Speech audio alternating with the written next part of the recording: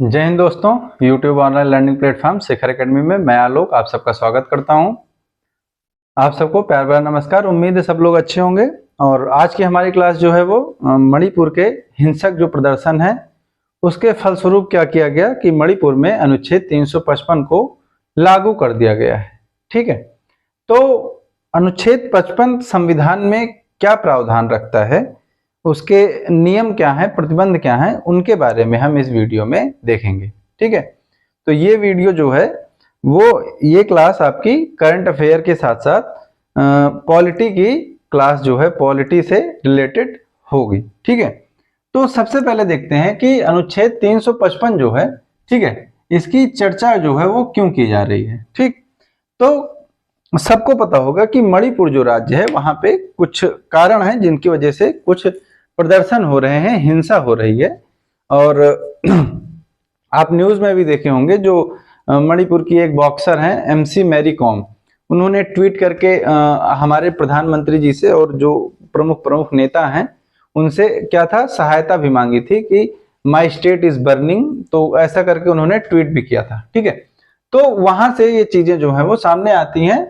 तो मणिपुर में जो हिंसा है उसमें हिंसा के कारण क्या हुआ, अनुच्छेद 355 को इम्पोज कर दिया गया, अनुच्छेद 355 को लगा दिया गया है। ठीक है, हिंसा क्यों हो रही है, तो वहां पे एक आदिवासी समूह है जिसका नाम है मैतेई।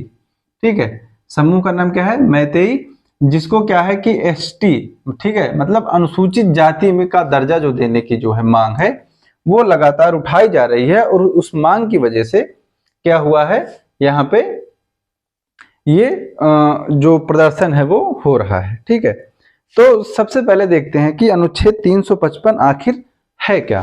ठीक है, तो अनुच्छेद 355 जो है वो संविधान के भाग 18 में दिया गया है। ठीक है, भाग 18 में जो है संविधान में, उसमें संविधान में आपातकालीन जो प्रावधान है, ठीक है, आपातकाल से संबंधित जो प्रावधान है उनके बारे में चर्चा जो है वो की गई है।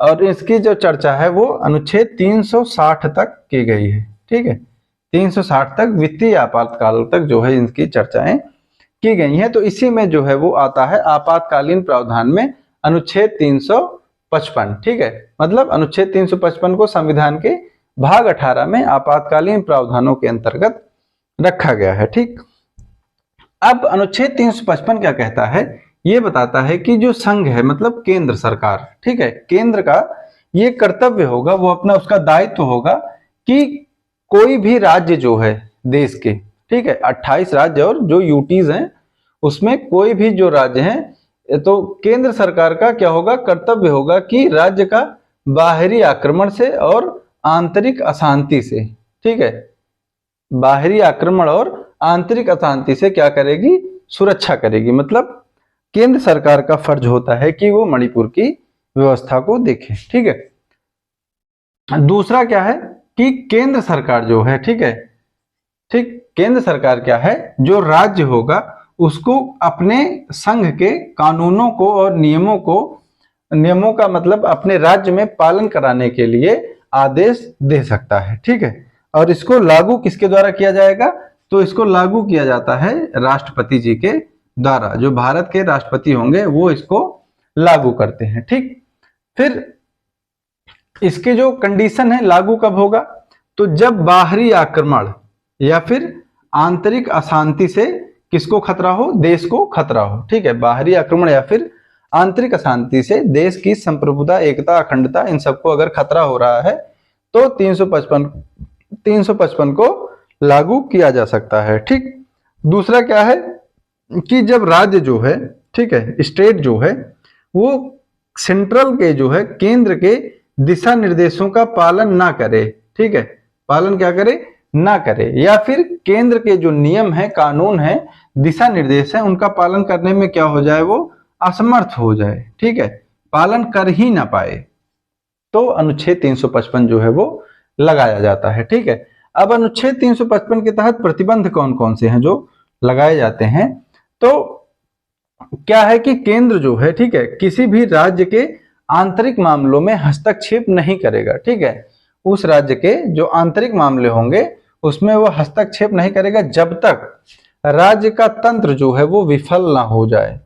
ठीक है। अगर राज्य का तंत्र विफल है तो हस्तक्षेप कौन करेगा? केंद्र करेगा। तो केंद्र के ऊपर प्रतिबंध क्या है कि जब तक राज्य का तंत्र विफल नहीं होता है वो यहाँ पे क्या है, वो इंटरफेयर नहीं कर सकता है। ठीक। और दूसरा क्या है, राज्य को अपने विचार प्रस्तुत करने का अधिकार जो है वो प्राप्त है। ठीक। तो ये हो गई जानकारी अनुच्छेद 355 के बारे में। अब इसके बाद देखते हैं मैतेई समुदाय क्या है। ठीक है। क्वेश्चन अगर बनना होगा तो या तो अनुच्छेद 355 से बनेगा या तो मैतेई समुदाय से। ठीक है। टॉपिक जो है वो इंपॉर्टेंट है, ध्यान देंगे। तो मैतेई समुदाय जो है वो मणिपुर के साथ साथ जो पड़ोसी देश हैं, कौन कौन से, म्यांमार और बांग्लादेश, ठीक है, वहां पे भी इस समुदाय के लोग जो है वो निवास करते हैं। ठीक है। ये एक क्या है, आबादी है जिसमें बहुसंख्यक जो है वो क्या है, हिंदू हैं। ठीक है। बहुसंख्यक लोग जो है वो हिंदू धर्म की मान्यताओं को मानते हैं और इसमें 8% लोग जो है वो मुस्लिम है। ठीक है। मतलब लगभग क्या है, 92% लोग जो है वो क्या है, हिंदू हैं। ठीक है। और जो मणिपुर राज्य है, मणिपुर राज्य की आधे से ज्यादा आबादी मतलब 53% के लगभग क्या है, मैतेई समुदाय से बिलोंग करती है। मतलब मणिपुर की आधी से ज्यादा आबादी क्या है, मैतेई समुदाय की है। ठीक। यहाँ पे सबसे इंपॉर्टेंट चीज जो आती है, ये यसांग महोत्सव मनाते हैं। ठीक। क्या मनाते हैं? यसांग महोत्सव। और यसांग महोत्सव ये होली के रूप में मनाते हैं। ठीक है। तो क्वेश्चन सबसे इंपॉर्टेंट जो है वो निकल के आता है कि यसांग महोत्सव को होली की तरह कौन मनाता है, या फिर होली को मैतेई समुदाय के लोग किस महोत्सव के रूप में मनाते हैं? तो यसांग महोत्सव के रूप में मनाते हैं। ठीक। तो ये था आज का जो विषय वस्तु थी, मणिपुर में हिंसा हो रही है, उस पे जो अनुच्छेद 355 लाया गया है। ठीक। वीडियो अच्छी लगी हो तो चैनल को सब्सक्राइब कीजिए, लाइक, कमेंट और शेयर कीजिए। जय हिंद, जय